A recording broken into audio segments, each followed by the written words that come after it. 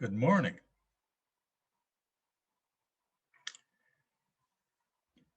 Nice to see you all here this morning. I think I know most of you, but I'm Carl Holtman, and I'm Executive Director at Hokyoji, and I'm pleased to be able to host this talk here with our friend Jan Freier. And let's see, Jan started practicing at MZMC in 1985.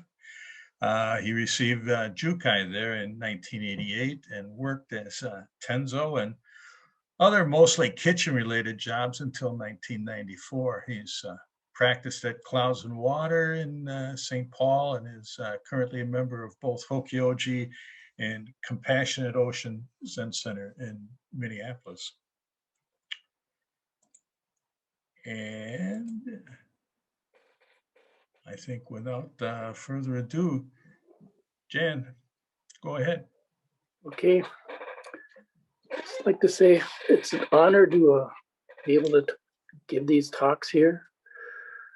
I gave a similar talk to Compassionate Ocean last week, and I've been trained to give talks at Compassionate Ocean for an hour, and I've been told these should be a half hour, so wish me luck on that.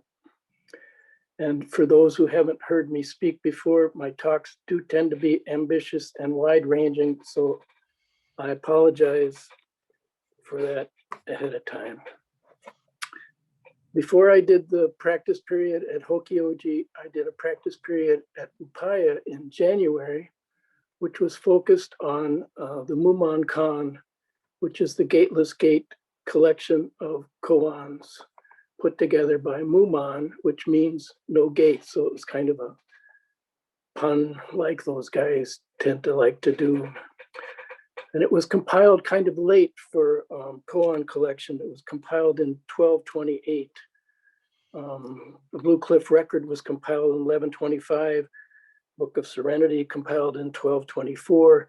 So the reason these koans were kind of collected at first was because these encounter stories were kind of passed around, and people need something to talk about, and these encounter stories with students and teachers are kind of instructive, and then people began to work them as a practice. So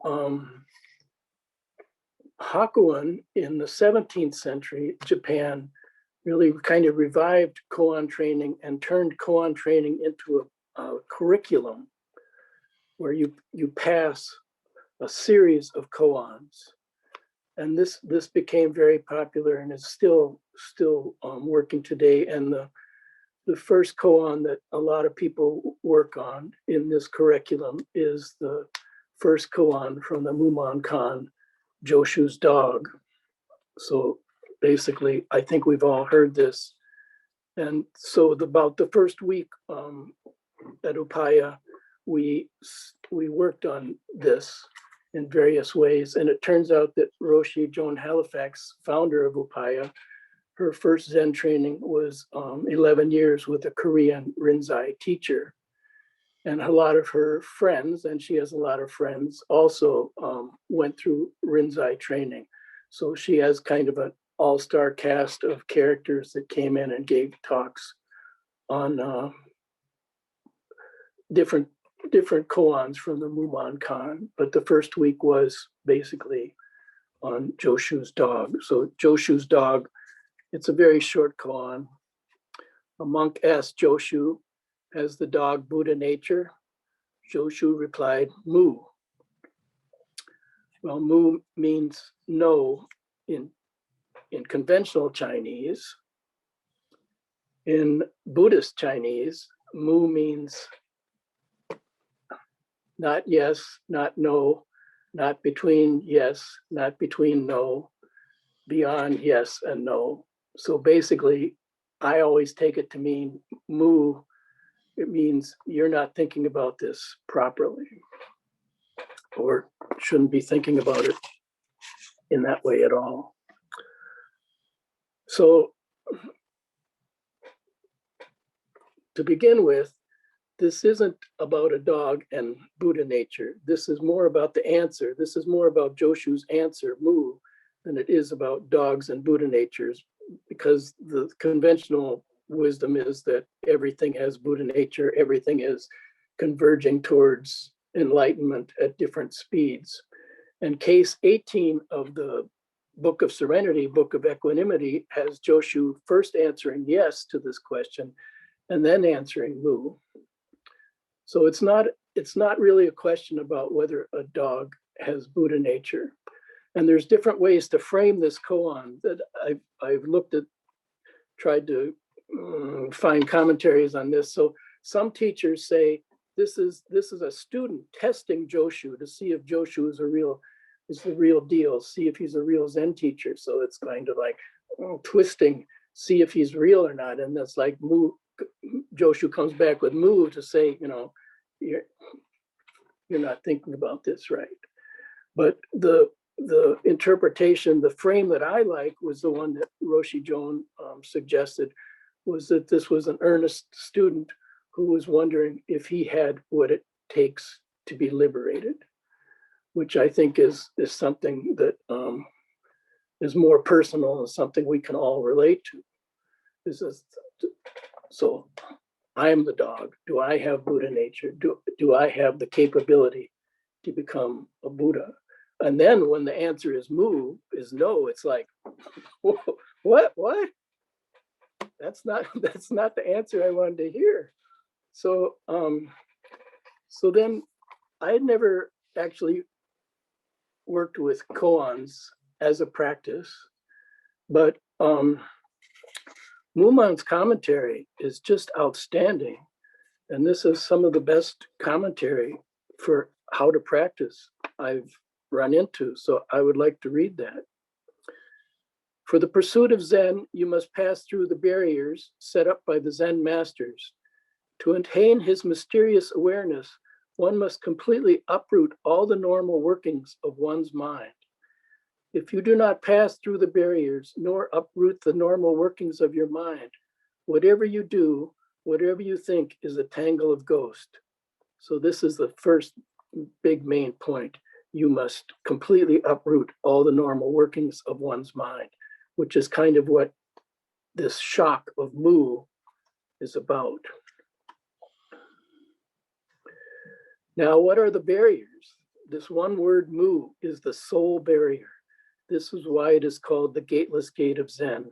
The one who passes through this barrier shall meet Joshu face to face and also see with the same eyes, hear with the same ears, and walk together in the long train of the patriarchs.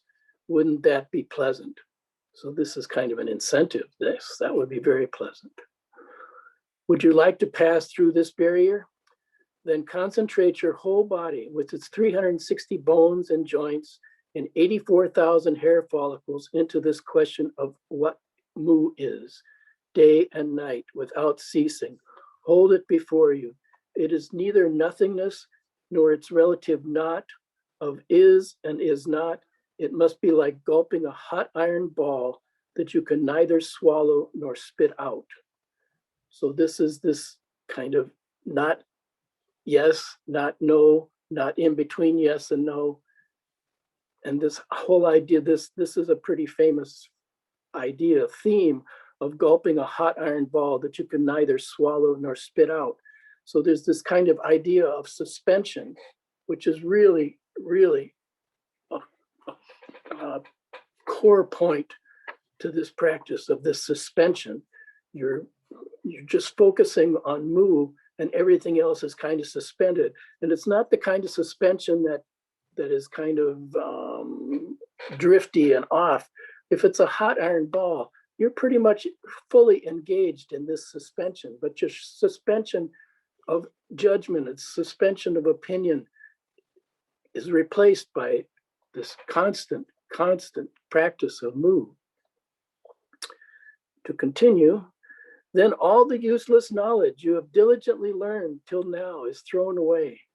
As a fruit ripening in season, your internality and externality spontaneously become one.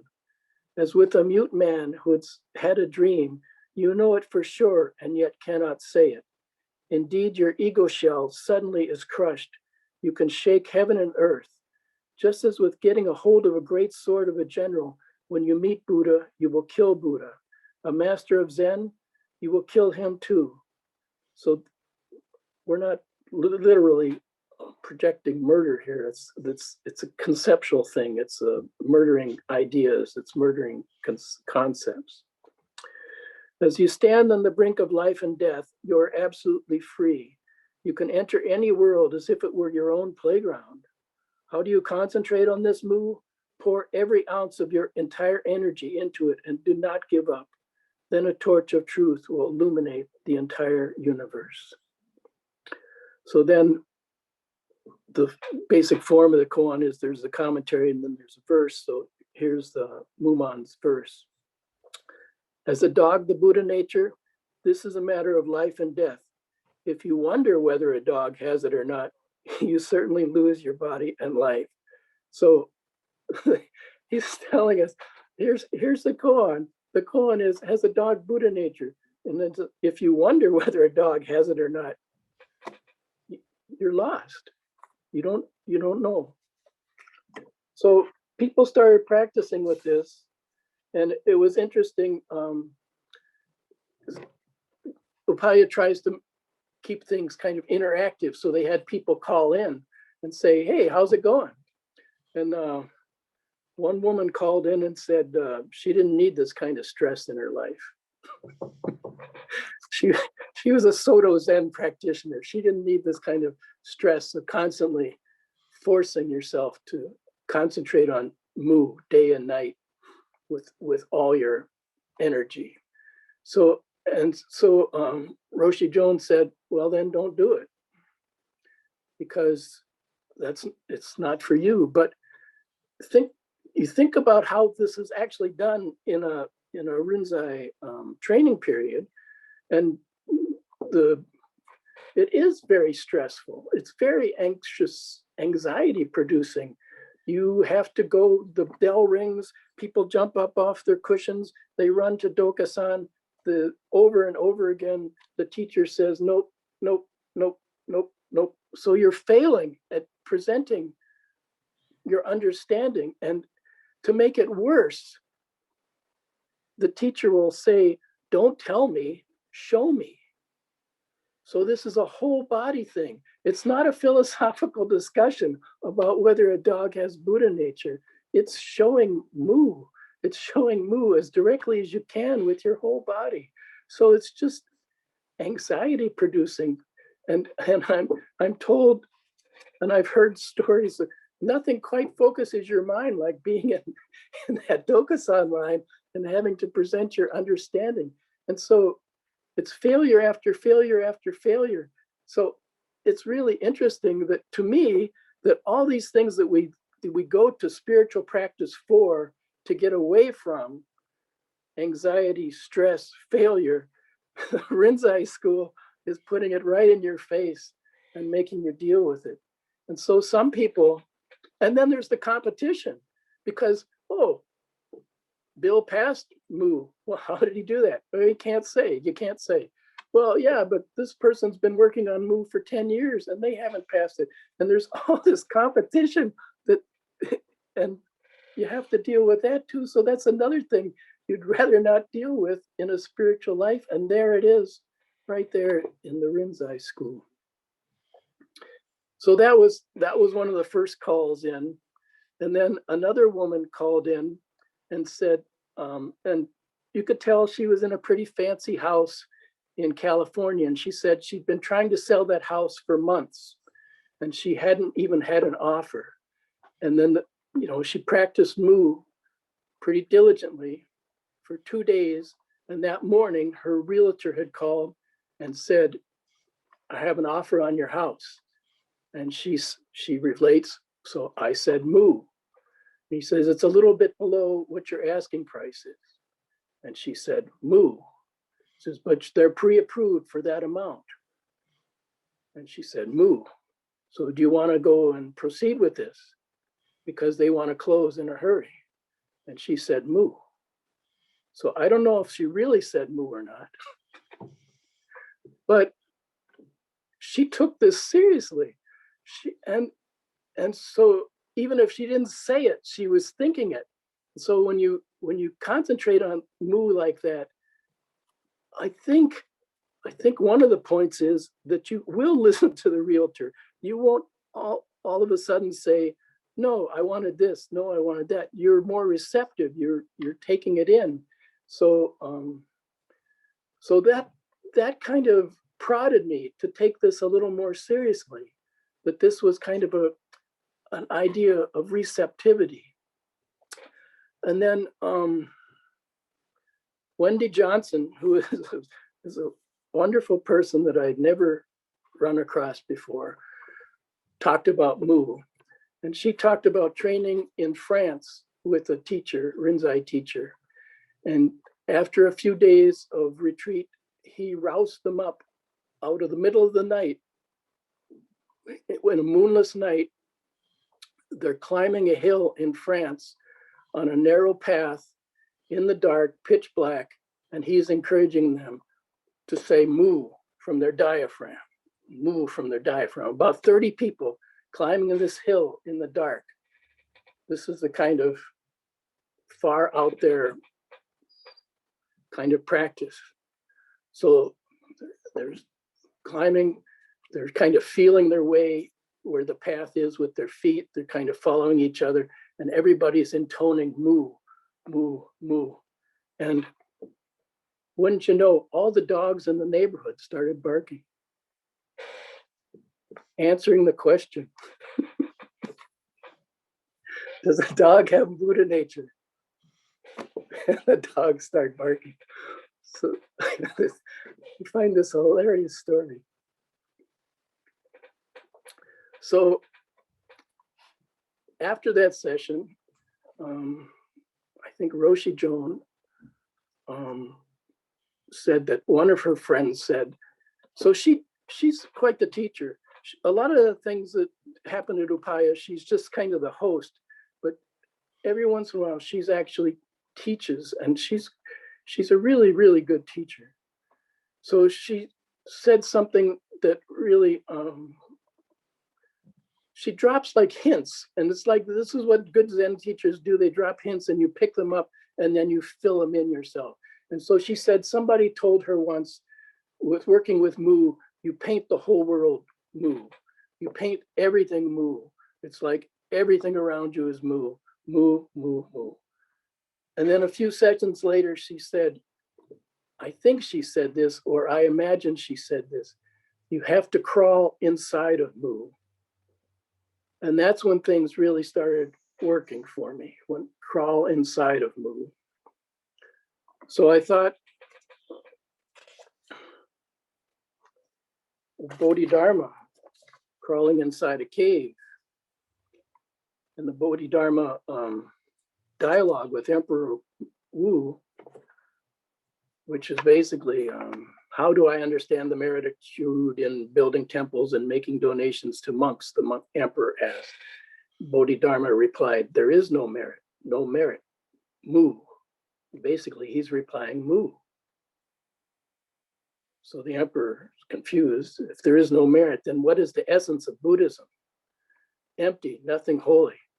Bodhidharma said, but basically he's saying moo. Empty, nothing holy, just moo. So who addresses me this way? And Bodhidharma replies, I don't know, but that also is just moo. And then he goes off and he's in his cave. And what is that cave? That cave is moo, 9 years of wall sitting.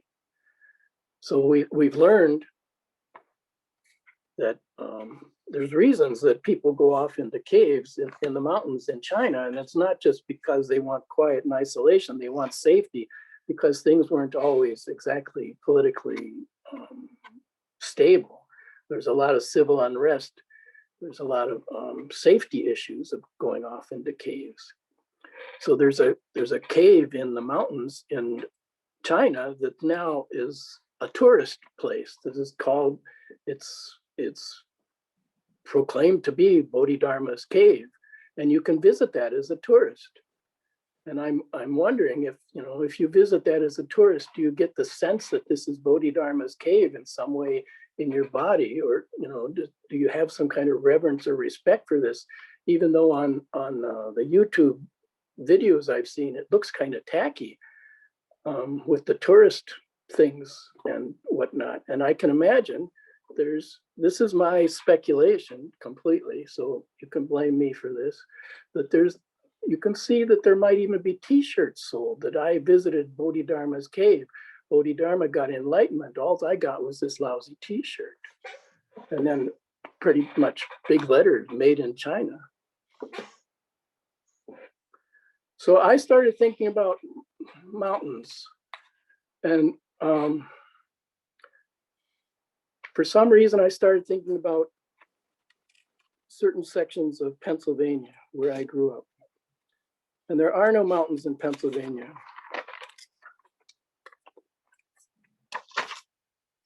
There's no real mountains. At one time, there were mountains.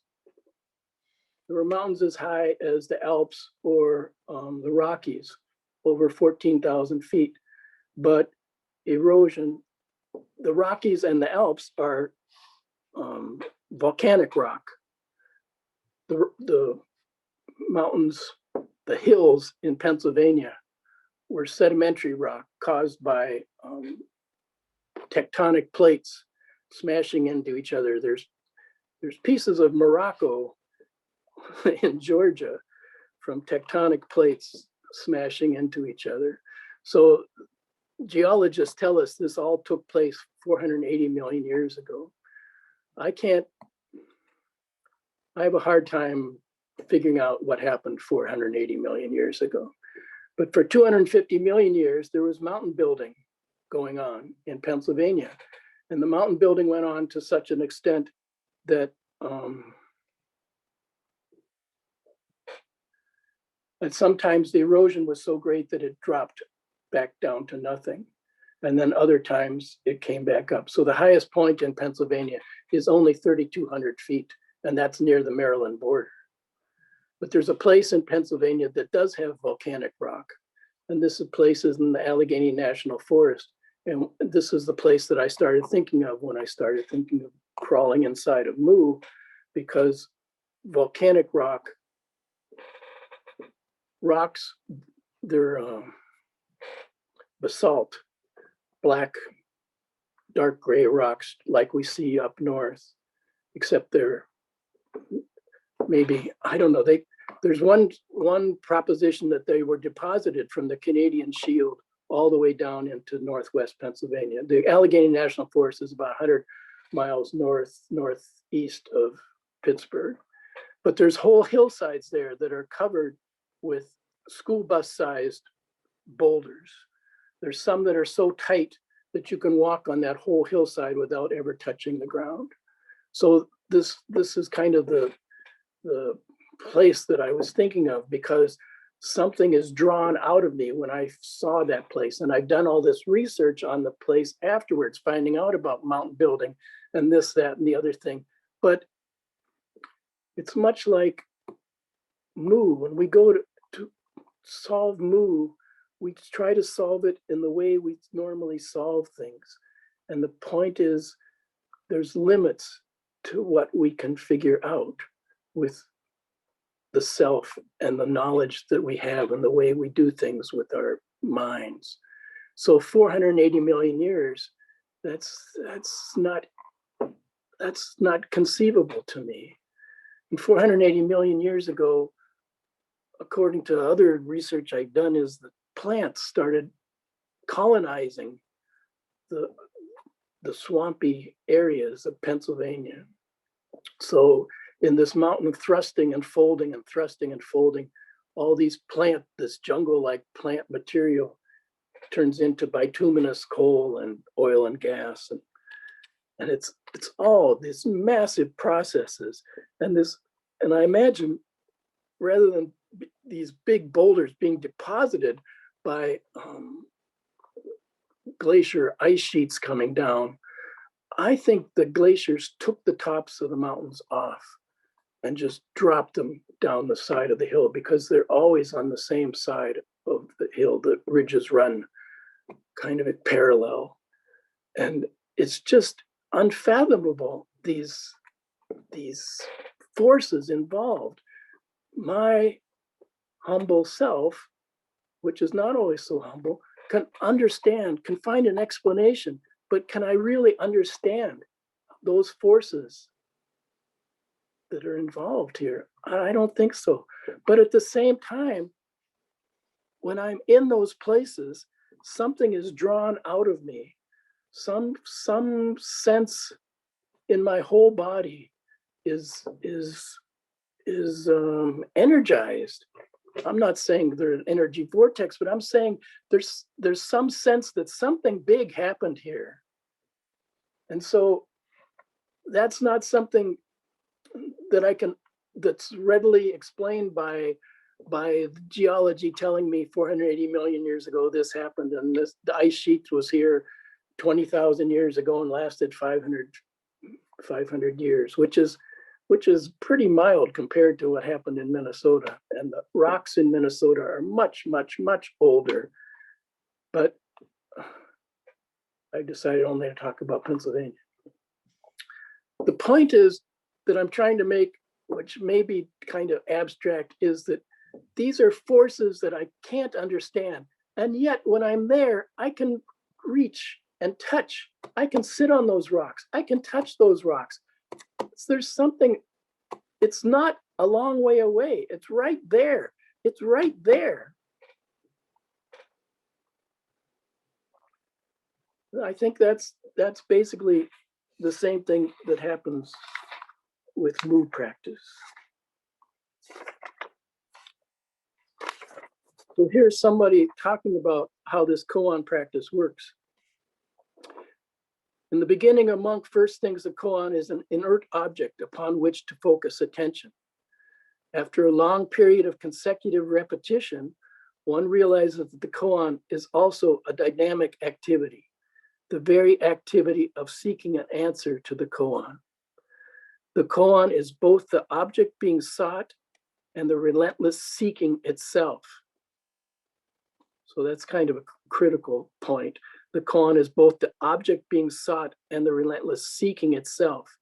In a koan, the self sees the self not directly, but under the guise of the koan.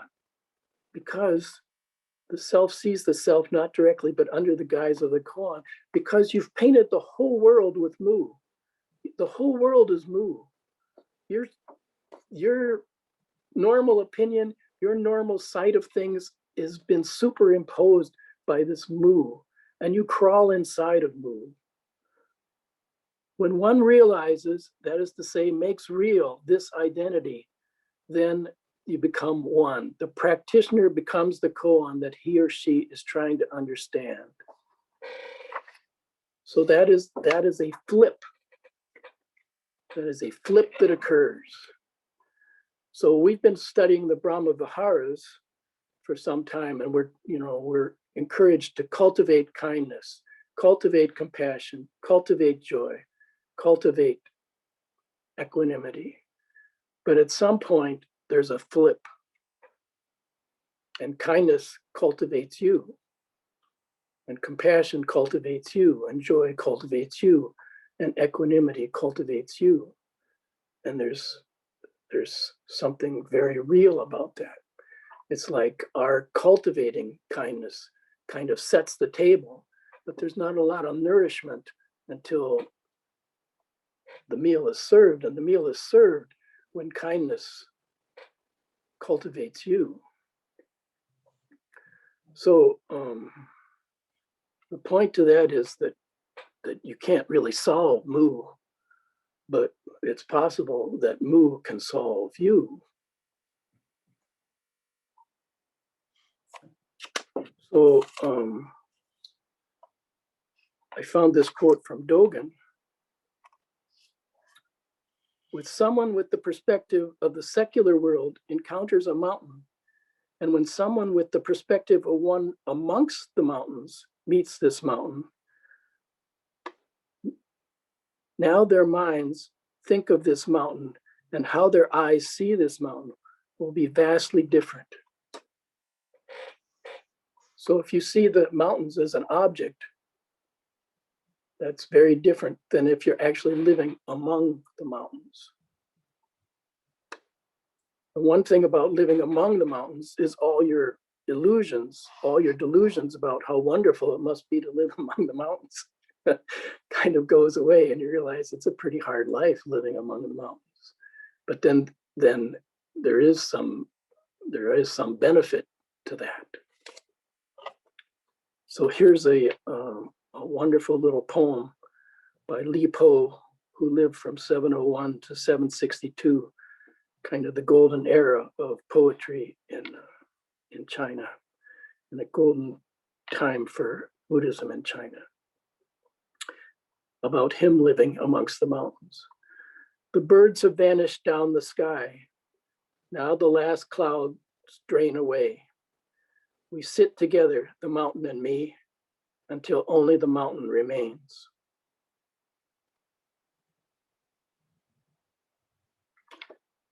The birds have vanished down the sky. Now the last cloud drains away. We sit together, the mountain and me, until only the mountain remains. So I actually did pretty well with half hour. That's it. Thanks for listening. We have some time for comments or questions. If you have a comment or question, why don't you just raise your hand and I'll unmute you and you can make your statement. So, anybody? Jukai. Did I hear you correctly that you're supposed to use your 84,000 hair follicles? Yes. Some of us are in trouble. It's an estimate. Okay. Anyway.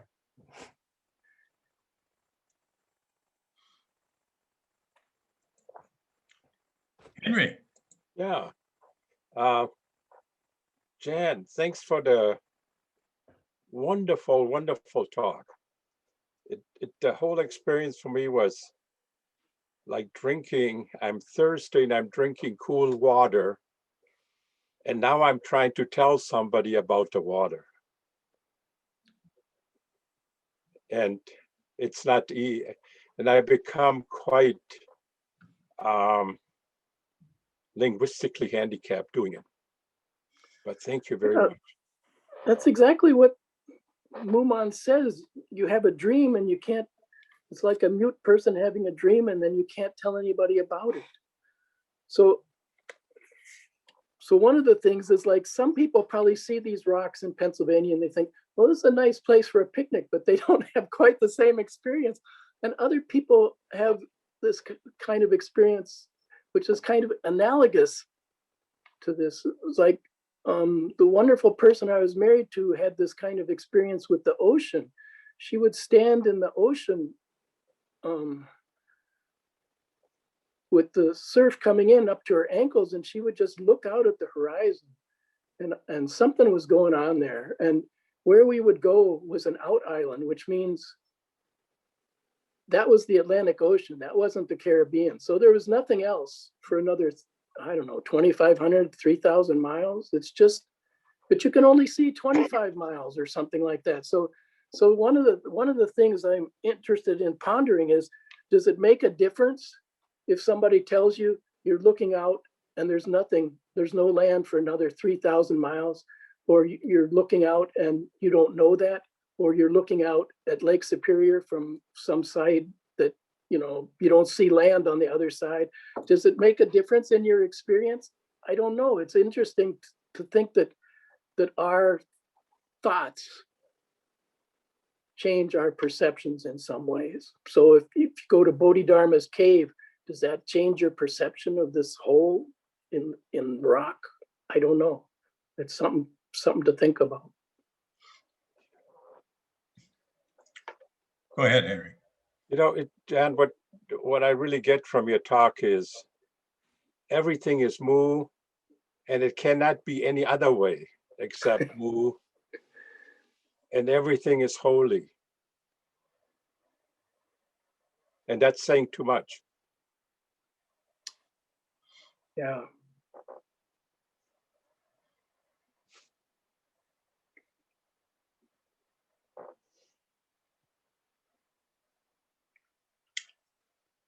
Anyone else have a comment? All righty then. Well, thank you, Jan.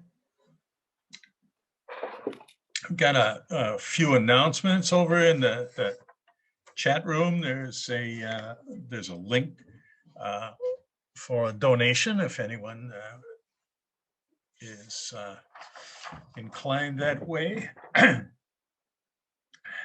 Let's see where we go. Okay. So next week is Reverend Jushin Stephen Butcher, and he will be giving a talk entitled Nowhere Else But Here. It sounds like we got a theme going here, Moo and Nowhere Else But Here. And if you're interested in the other teachers that are going to be, or people that are going to be giving talks, that information is on the website. And let's see. Oh, they want me to remind you that we're on Facebook, and these talks also get recorded and they go onto our YouTube channel. And if you're not hooked into our mailing list, please sign up on the website for that. What else am I supposed to say here?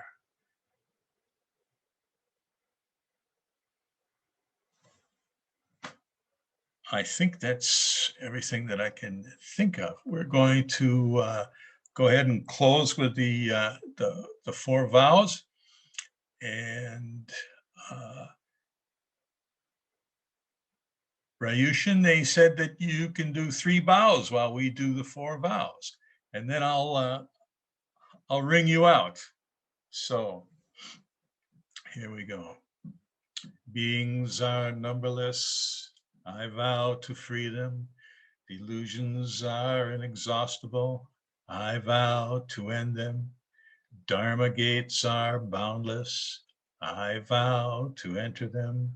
The Buddha way is unsurpassable. I vow to realize it.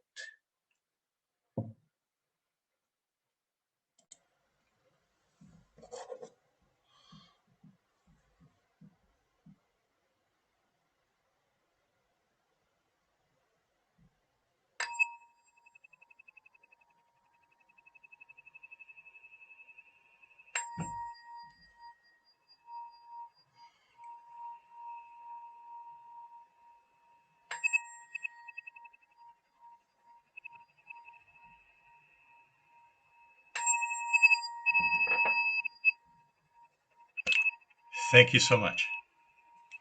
Have a wonderful day. It's supposed to be in the 60s here. Whoop-de-doo. Bye, everybody. Good to see you all.